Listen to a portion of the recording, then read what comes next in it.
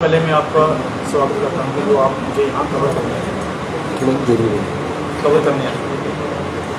मेरी press conference करने का मेन मोटो है कि मैं पार्किंग कॉन्ट्रैक्टर रविंदर मनहास और जो कुछ लोग मुझे वहाँ रेलवे स्टेशन पार्किंग में काम नहीं करने दे रहे, इसके रिगार्डिंग मैं आज प्रेस कॉन्फ्रेंस कर रहा हूँ। देखिए, फिरोजपुर डिवीज़न नॉर्दर्न रेलवे एक टेंडर लगाती है जून महीने में। मैं उसमें पार्टिसिपेट करता हूं और बहुत सारे कॉन्ट्रैक्टर उसमें पार्टिसिपेट करते हैं, पर जो उनकी मिनिमम बिड होती है वहां तक हम नहीं पहुंचते, इसलिए वो टेंडर रिजेक्ट हो जाता है और रीटेंडर होता है। 27 जुलाई को दोबारा वो टेंडर लगता है, उसमें मैं पार्टिसिपेट करता हूं, बहुत सारे कॉन्ट्रैक्टर पार्टिसिपेट करते हैं और तकरीबन 10:30 बजे ई ऑक्शन के थ्रू बिड स्टार्ट होती है और 12 बजे ख़त्म होती है। उसमें मैं डिक्लेयर होता हूं हायर बिडर। तो मुझे फिरोजपुर से फ़ोन आता है कि आपके नाम टेंडर हो गया है और मैं डिजिटली उसमें साइन करता हूँ, एग्रीमेंट साइन करता हूँ डिपार्टमेंट के साथ, फिरोजपुर डिवीज़न के डिपार्टमेंट के साथ। उसके बाद मुझे टाइम देते हैं कि आपके जो आपने क्वार्टरली पैसे जमा कराने हैं, आपको बिल भेज दिया जाएगा 3 दिन के अंदर। 3 दिन के मुझे बिल आता है। 27 को टेंडर होता है, 4 तारीख को मैं उनके अकाउंट में अपनी पैसे ट्रांसफ़र कर देता हूँ जो मेरे फी उन्होंने रखी होती है।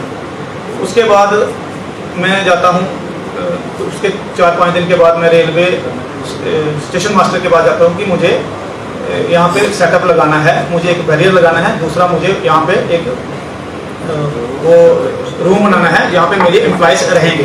उन्होंने पार्किंग का एक कमर्शियल पार्किंग है, जो बता देना एक कमर्शियल पार्किंग है, तो वहाँ पे एम्प्लॉय के लिए मैंने एक रूम बनाना है। वो मुझे स्टेशन मास्टर किसी को फ़ोन करते हैं, 2-4 उनके एम्प्लॉय आते हैं, मुझे बताते हैं कि आप यहाँ पे अपना रूम बना सकते हो और यहाँ बैरियर जो लगाना है वो भी चाहिए।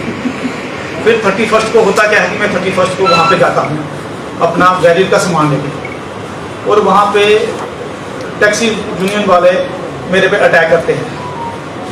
कोई 40-50 बंदे मेरे पे अटैक करते हैं, मैन हैंडलिंग करते हैं, मुझे धक्का देते हैं, तो मेरा सामान वहाँ रह जाता है, मुझे वहाँ से भगा देते हैं। फिर मैं स्टेशन मास्टर के पास जाता हूँ कि मुझे आज बैरियर नहीं लगाने दे रहे, कल आप पोजीशन मुझे कैसे लोगे। मैं उन्हें लेटर भी देता हूँ कि मुझे पोजीशन जल्दी से जल्दी दिया जाए, मेरा 1 अगस्त से काम शुरू होना है। तो वो उन्होंने एडमिनिस्ट्रेशन को लेटर भी लिखे, हमारे पास ये हैं डिवकाम की चिट्ठी आई है कि इन्हें पोजीशन दिया जाए। सारे डिपार्टमेंट को उन्होंने लेटर लिखी हुई है कि इन्हें पोजीशन दिया जाए, पर रेलवे मुझे पोजीशन नहीं दिला पाती क्योंकि वहाँ पे कोई माफिया काम कर रहा है। हाँ, कुछ गुंडे एलिमेंट्स जो नेक्सस चला रहे हैं, जो रेलवे में सालों से काम कर रहे हैं, वो आज मुझे वहाँ नहीं आना देना चाहते हैं क्योंकि मैं अगर वहाँ काम करूँगा उनके राज हो जाएंगे। बाकी उनका अपना काम है, मेरा अपना काम है। मुझे सिर्फ पार्किंग कलेक्शन करनी है, इसके अलावा मुझे कोई टैक्सी में ना मेरे पास कोई टैक्सी है, ना मैंने कोई टैक्सी चलानी है। पर वो नहीं चाहते कि कोई आके बात कर। उसके बाद वो मीडिया में जाके एलिगेशन लगाते हैं कि बाहर के यूपी बिहार के बंदे आगे हैं, हम उनको काम नहीं करने देंगे।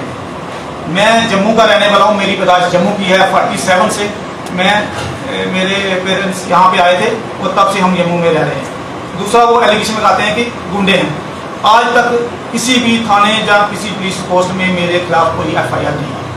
वो आप वेरिफिकेशन, करेक्टर वेरिफिकेशन SSP के थ्रू करवा सकते हैं, कोई भी करवा सकते हैं। मैं उनको भी बोला। उसके बाद वो मैंने उनको एक डेफेमेशन का केस किया, उनके खिलाफ मैंने कोर्ट में एक नोटिस भेजा कि अगर आपने मेरे ऊपर इल्ज़ाम लगाए हैं तो मुझे प्रूव करके बताइए, या मीडिया में आके आपने जहाँ पे बोला है तो उसको अपने अल्फाज को वापस लीजिए। अब आप क्या चाहते हैं? और एक उनका इल्ज़ाम था कि बैकडोर एंट्री है। देखिए, मेरा पहला काम है रेलवे में मैंने पहली बार, मैं 14 साल से कॉन्ट्रैक्टर के प्रोफेशन में हूँ, पर रेलवे में मेरा पहला, मैं किसी को नहीं जानता था, कोई और नहीं है। मैंने काम उनकी साइड थी, रेलवे की साइड पे देखा टेंडर निकला हुआ था, मैंने उसमें पार्टिसिपेट किया, मुझे टेंडर मिल गया। यहाँ क्या है, पर कहीं ना कहीं जो रेल के ऑफिसर थे उनको ये अंदेशा था कि यहाँ गड़बड़ होगी, ये माफिया चला रहा है, ये कुछ करेंगे। उन्होंने उससे पहले ही लेटर लिख के दे दी थी कि दीपगाम से चिट्ठी आई, उन्होंने जीआरपी को लेटर लिखा कि पोजेशन दिलाया जाए, पर पुलिस भी असमर्थ है पोजेशन दिलाने में, पुलिस की वहाँ पे नहीं चली है। जिस दिन 8 तारीख को फिर डिसाइड होता है, मैं वहाँ पे जाता हूँ, 8 तारीख को डिसाइड होता है, 31 को मेरे साथ मैन हैंडलिंग करते हैं। 8 तारीख को मेरा जो टाइम है फर्स्ट से शुरू हो जाता है, पर 8 तारीख को डिसाइड करते हैं कि 8 तारीख आ जाओ, आपको देंगे। मैं लग जाता हूँ, पुलिस की मौजूदगी में मेरा जो सामान है वो तोड़ देते हैं, मैं वहाँ पे पहले लगा था, सारा सामान तोड़ देते हैं वो मुझे, मैं पर्ची काटने की कोशिश करता हूँ, मुझे पर्ची नहीं काटनी। सर आपने जो 2 मुद्दे उठाए हैं उन दोनों मुद्दों के अलग अलग तर्क है। पहला कि वो उनका कहना है कि आप बैरियर क्यों लगा रहे हैं, जबकि आपकी ये जो पार्किंग है आपको पार्किंग स्पेस के दी है, ना कि इन आउट के दी है। एक दूसरा, वो वहाँ पर आप इतने सालों से बैठे हुए हैं, तो आप उनके साथ कन्वर्सेशन क्यों नहीं करते कि ऑलरेडी आपके पास तो ग्राहक ऑलरेडी मौजूद है, वहाँ पे इतनी जो गाड़ियाँ हैं, आपने तो गाड़ियों से ही चार्जेस लेने हैं, तो आप उनके साथ कन्वर्सेशन क्यों नहीं करते? आपस में क्या चार्जेस रहेंगे आपके? आपने पैसा भर के टेंडर लिया हुआ है। मैं बताता हूँ सर, मैंने पैसे भरे हैं, मुझे अलॉटमेंट हुई, मेरा काम है वहाँ पे पार्किंग स्पेस प्रोवाइड करनी, उसको मेंटेन करना। तो मुझे टैक्सी यूनियन से कोई लेना, उनका अपना काम है, उन्होंने टैक्सी मेंटेन करनी है, मेरा काम है पार्किंग। मुझे बात करनी, जो वहाँ पे पार्किंग स्पेस यूज करेगा उन्हें उसके पैसे लेने, इसके अलावा मैंने कुछ नहीं, मुझे उनसे बात करने की जरूरत नहीं है। वो अगर हाँ उन्होंने पैसे लेने आगे बताएं कि ये हमारी टैक्सी है, पैसे लें। टैक्सी 700 टैक्सी है वहाँ पे, और वो 300 350 टैक्सी के पैसे रेलवे को जमा करवाते हैं, बाकी पैसे कहाँ जाते हैं? वो बहुत बड़ा नेक्सस चल रहा है वहाँ पे, इसलिए वो नहीं चाहते कि बाहर का आदमी रेलवे में घुसे। जो रेलवे में काम कर रहे हैं, सालों से खा रहे हैं, वो नहीं। अब गवर्नमेंट ट्रांसपेरेंसी ला रही है, टेंडर वर्क कर रही है, जो 3 साल मुझे काम मिल जाए, 3 साल के बाद कोई टेंडर डालेगा उसको मिल जाएगा, ये 3 साल के बाद। और मैं बताता हूँ कि इन्होंने आज से 3.5 साल पहले टेंडर होने जा रहा था, इन्होंने कोर्ट में स्टे ले लिया, स्टे 3 साल केस लगा, वो हमारे पास जजमेंट है, वो हार गए, 3 साल केस हार गए हैं। हारने के बाद टेंडर होता है, ये बोलते नहीं है, जब टेंडर मेरे नाम हो जाता है फिर इनको तकलीफ शुरू होती है, क्योंकि इन्होंने भी पार्टिसिपेट किया होगा, इन्होंने पहले स्टे अगली कोर्ट में ले सकते थे ना, दोबारा अपील कर सकते, इन्होंने अपील नहीं किया। जब मेरे नाम हो गया फिर ये अपील करते हैं कोर्ट में अपील करते हैं, वहां से दोबारा जजमेंट आती है, इनका केस खारिज हो जाता है। तो अब चाहते हैं क्या? मीडिया के माध्यम से क्या अपील करना चाहते हैं? लड़ाई रेलवे के साथ है कि टैक्सी यूनियन वालों के साथ है?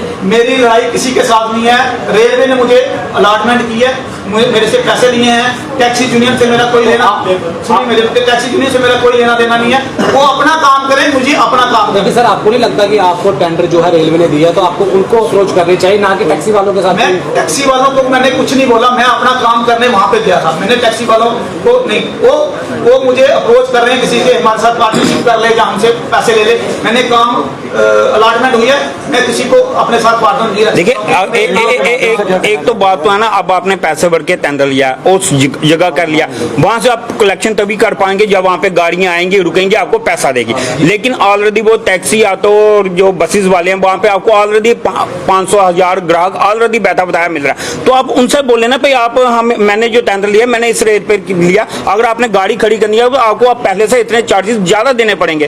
सर मुझे बिल्कुल चार्जेस ज्यादा नहीं लेने हैं, जो रेट हैं वही लेने हैं, और मैं ट्रांसपेरेंसी के साथ काम करूंगा, जो रेट लिस्ट है मैं वहां पे टेंडर लगा दूंगा, ये रेट है, सबको पता चल जाएगा कि क्या रेट है।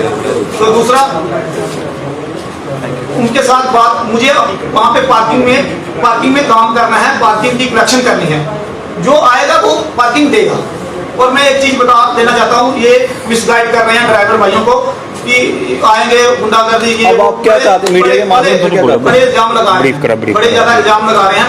मैं 1% भी ड्राइवर भाइयों को नुकसान नहीं होगा, क्योंकि वो आएंगे तभी तो मैं काम करता हूँ, उनका और मेरा काम साथ में चलेगा, और जहाँ भी होगा जितना भी होगा मैं ड्राइवर भाइयों को कॉपरेट करने के लिए तैयार बैठा हूँ, मुझे काम करने के लिए। Thank you. थोड़ा